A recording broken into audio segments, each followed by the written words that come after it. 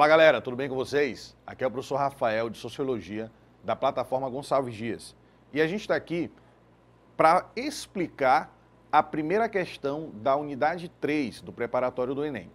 E nessa unidade a gente vai tratar do tema cidadania e movimentos sociais, que assim como os outros, também é um tema muito provável de cair no vestibular. Então, muitas questões em edições anteriores têm essa temática e a gente vai começar com a primeira questão, que não é uma questão do Enem, mas é da Unesp, que tem um tipo de questão, um tipo de prova muito próximo daquele que o Enem coloca também. Então vamos ver? Nenhum grupo de mulheres brancas conheceu melhor a diferença entre seu próprio status e o status das mulheres negras do que o grupo de mulheres brancas politicamente conscientes e ativistas na luta pelos direitos civis. Então, nesse primeiro trecho, você já destaca mulheres brancas, mulheres negras, luta pelos direitos civis. São os trechos mais importantes do começo da citação. E aí continua. Ainda assim, várias dessas mulheres deslocaram-se das lutas pelos direitos civis para as lutas pela libertação da mulher e lideraram um movimento feminista, você destaca também, em que suprimiram e negaram a consciência sobre as diferenças, no caso, entre mulheres brancas e mulheres negras, que elas viram e ouviram. Elas entraram para o movimento feminista, apagando e negando a diferença, sem pensar em raça e gênero juntos. A gente chama isso de interseccionalidade de características. Quando duas características fazem uma interseção, nesse caso, mulheres negras, mulheres brancas. Você fala de gênero e também de raça. Então elas entraram para esse movimento eliminando a raça do cenário, considerando só o gênero, né, só a luta pelas mulheres. Esse texto é da Bell Hooks e o livro onde tem ele é O Feminismo é para Todo Mundo, Políticas Arrebatadoras. Isso foi o tema da questão. A diferença ali de mulheres brancas para mulheres negras, o movimento feminista que surgiu naquela época, nos anos 60, suprimindo e negando essa distinção da questão racial, mas levando em conta somente o gênero, ok? Pergunta.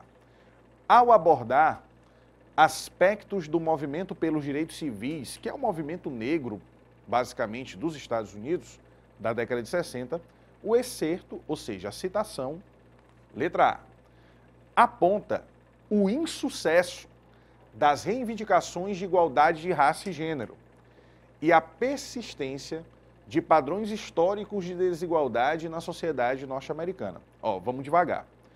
Existem ainda padrões de desigualdade na sociedade norte-americana? Existe, como em qualquer outra, como na maioria delas.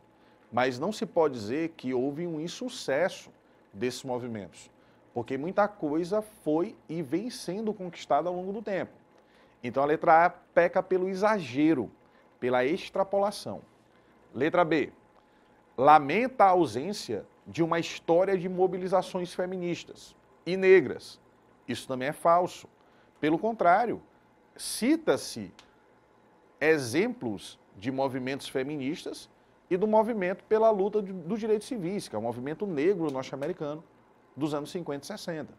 Então a letra B eu não vou nem mais continuar lendo, ela já está errada no começo, né?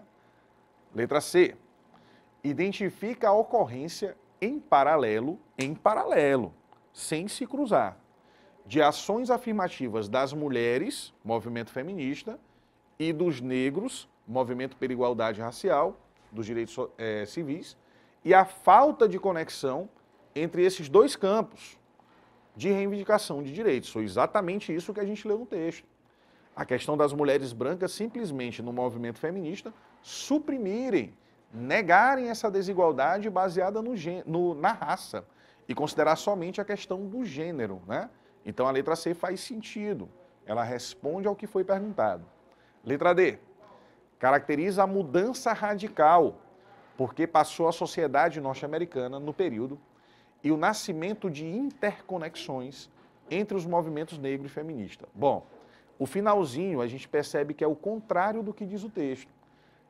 Em vez de interconexões, houve um distanciamento. O movimento feminista, sobretudo das mulheres brancas, foi para um lado, o movimento dos direitos civis dos negros foi para outro, né? Então não houve essa interconexão. É isso que ela reclama no texto. A letra D nos diz o contrário do que a gente leu. Toma cuidado com esse tipo de opção.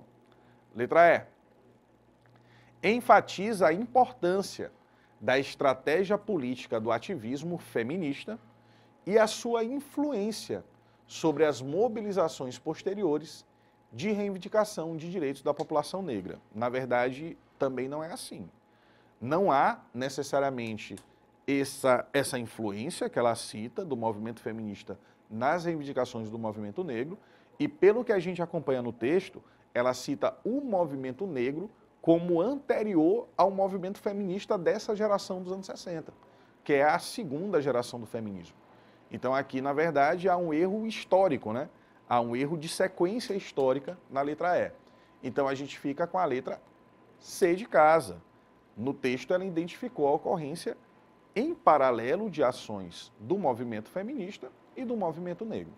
Então é isso, muito obrigado pela atenção, espero que tenha sido esclarecedor esse vídeo para vocês e a gente se vê numa próxima videoaula. Um abraço, tchau, tchau.